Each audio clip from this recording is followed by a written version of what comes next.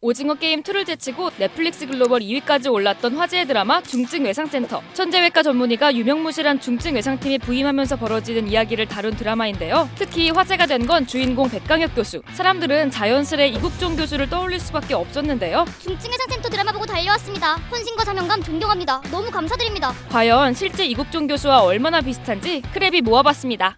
있으나 마나한 중증외상팀 간판 떼고 중증외상 센터로 거듭나겠습니다. 등장과 함께 중증외상센터 설립을 주장한 백강혁. 오래전부터 이국종 교수 또한 외상센터의 중요성 엄청 강조했잖아요. 환자가 병원에 도착해서 1시간 이상 걸려서 수술방에 올라간다는 거는 우리는 한마디로 중동국가보다 못한 겁니다. 아닙니까 이거?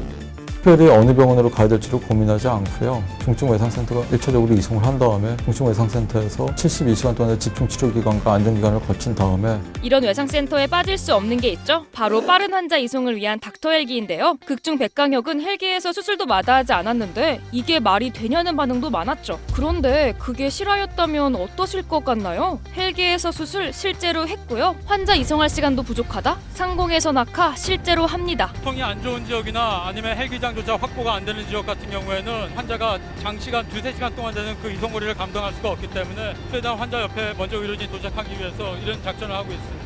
앰뷸런스가 고속도로에서 빨리 달릴 수 있다고 생각을 하지만 항공기보다 더 빠르게 달릴 수 있는 그런 앰뷸런스는 없거든요. 백강혁 교수의 수건 사업이기도 했죠. 마지막 화가 돼서야 이뤄낸 병원 전용 닥터 헬기 도입. 이국종 교수도 이뤄냈습니다. 기존의 닥터헬기의 가장 큰 문제점 중에 하나가 기존의 소방 시스템과 소방 조직과 별로 연계되지 않고 보건복지부 자체적으로 하려고 하다 보니까 여러 가지 굉장히 어려운 점이 많았습니다. 근데 저희 닥터헬기는 도지사님의 지시로 경기소방 119가 아예 헬기에 로고가 플레이팅이 돼 있죠. 그리고 드라마 중 엔딩을 장식한 이야기죠. 일명 이현종 대위 구출 작전. 외상센터 팀이 남수단까지 출동해 총에 맞은 이대위를 구출하는 긴박한 상황이었는데 여기서 혹시 석혜균 선장이 떠오르지 않으셨나요? 일명 아든만 여명 작전이었죠. 소말리아 해적들에게 납치된 사모 주얼리호를 구하기 위해 대한민국 청해부대가 파견됐었잖아요. 5시간 만에 선원 21명과 선박 구출에는 성공했지만 6발의 총상을 맞고 석혜균 선장은 중태에 빠졌습니다. 그리고 바로 오만현지에 이국종 교수팀이 급파됐죠. 하지만 2차에 걸친 수술에도 나아지지 않는 심각한 상황이었습니다. 여기 염증을 웬만큼 컨트롤했다고 끝나는 게 아니라 오늘부터는 이 다리 쪽까지 내려가고 있습니다. 그런 건 굉장히 또 어려운 점입니다. 불을 꺼놓으면 또 다른 곳에서 잔불이 또 다시 올라오고 시한폭탄처럼 터져나가기 때문에 그걸 쫓아다니면서 하나하나 다 막아내야 됩니다. 그래야 환자분이 생還할 수 있습니다. 결국 에어앰뷸런스로 한국으로 응급 이송했고요. 3차에 걸친 수술 끝에 총상당한 지 38일 만, 귀국한 지 약 한 달 만에 의식을 완전히 회복했습니다. 의원님들이 생각보다 신경을 써주시고 덕분에 많이 좋아지고 있어요. 굵직한 의료 사건뿐만 아니라 싱크로율 제대로 맞아떨어진 부분이 있었는데요. 바로 주인공과 병원 고위 인사들 간의 깊은 갈등입니다. 아니 이건 진짜 실화가 아니길 바랬다고요. 아주대병원이 뭐 적자를 감차고 어쩌고 다 거짓말이에요. 다 빨간 거짓말이에요. 모르겠어요 쌤. 저도 이제 이번 쌤은 망했어요. 완전히. 예산 늘리면은 그걸 제가 어떻게 해가지고 좋은 외상 세계를 구축할 수 있는 걸로 생각하시지 않습니까? 피눈물이 납니다. 가져가는 사람 따로 있는데.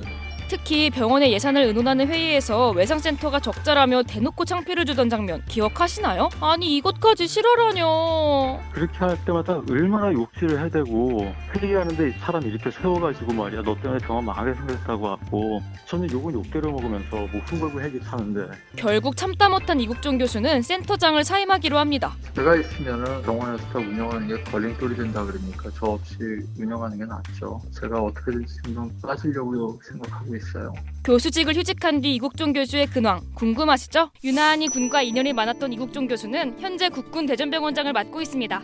제가 한동안은 외상외과 전문의로서 주로 이제 중증외상 환자 치료에 북한된 임무를 많이 해왔었는데 제 전공에 북한되기보다는 군 의료 전반에서 어떤 부분이 가장 필요한지 그리고 군 의료가 어떤 방향으로 가야 될지 이 큰 틀에서 좀 움직여갈 생각입니다. 또 90분 내에 작전 지역에 도착해 수술까지 하는 수술부대를 맡기도 했죠. 의료 사원들이 항공전력과 유기적으로 결합하여 대한민국의 국토와 명예를 수호하고 있는 창조부의 전력들에게 최후의 보루가 될 수 있도록 지휘 숙달하는 데 있습니다.